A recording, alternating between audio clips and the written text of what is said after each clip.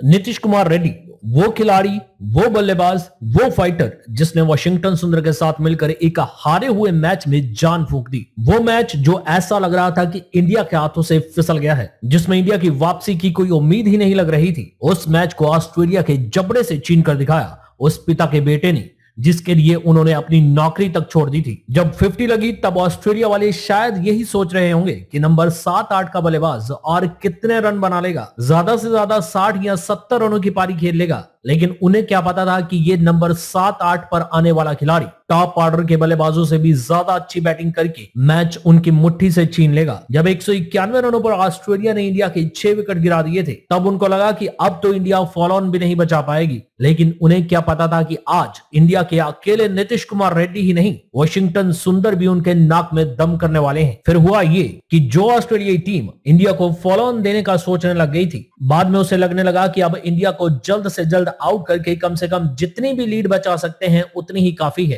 क्योंकि नीतीश कुमार रेड्डी शतक जड़कर अभी भी 105 पर नॉट आउट हैं और ऑस्ट्रेलिया की लीड अब सिर्फ 116 रनों की रह गई है। वरना एक समय तो ऐसा लग रहा था कि इंडिया शायद 250 के आसपास ऑल आउट हो जाएगी और ऑस्ट्रेलिया के पास 200 या 225 की लीड बचेगी और वो इंडिया को दोबारा बैटिंग करने पर मजबूर कर देंगे और फिर छोटे से टारगेट को चेज करके ये मैच आसानी से जीत जाएंगे। लेकिन अब नीतीश कुमार रेड्डी के शानदार शतक और वॉशिंगटन सुंदर के अर्धशतक की बदौलत हम उस सिचुएशन में पहुंच गए हैं जहां से हम मैच जीतने की भी उम्मीद कर सकते हैं। वरना पहले तो किसी तरह से हम मैच बचाने की ही कोशिश में लगे हुए थे। जीत की उम्मीद इसलिए क्योंकि पर्थ टेस्ट मैच में जो बुमराह ने किया वो सबने देखा, तब भी कुछ ऐसा ही नजारा था। इंडिया पहली पारी में जल्दी सिमट गई थी, लेकिन बुमराह के कहर के आगे ऑस्ट्रेलिया भी नहीं टिक पाया था और हम पहली पारी में पीछे होने के बावजूद वो मैच बड़ी ही आसानी से जीत गए थे। अगर नीतीश कुमार रेड्डी के शतक को जीत में बदलना है तो अब बुमराह के साथ बाकी गेंदबाजों को भी कमाल करके दिखाना होगा, तभी ये सीरीज इंडिया के लिए जिंदा रहेगी। वरना अगर ये मैच हम हार गए तो सीरीज जीतने का सपना टूट जाएगा, क्योंकि सीरीज अभी भी 1-1 से बराबरी पर है और जो भी टीम ये मैच जीतेगी उसके ही सीरीज जीतने के चांसेस होंगे। वरना दूसरी टीम तो बस इस सीरीज को ड्रॉ करवाने की उम्मीदों पर ही अगला मैच खेलेगी। इसलिए अब इंडिया को यह मौका गंवाना नहीं है जो नीतीश कुमार रेड्डी और सुंदर ने हमें दिया है। जायसवाल की 82 रनों की भी पारी को हमें भूलना नहीं चाहिए, जिसने हमें एक शानदार शुरुआत दी थी। शतक तो कल जायसवाल का भी हो सकता था, पर उनके साथ जो होना था वो हो गया। अब हमें आगे देखना है।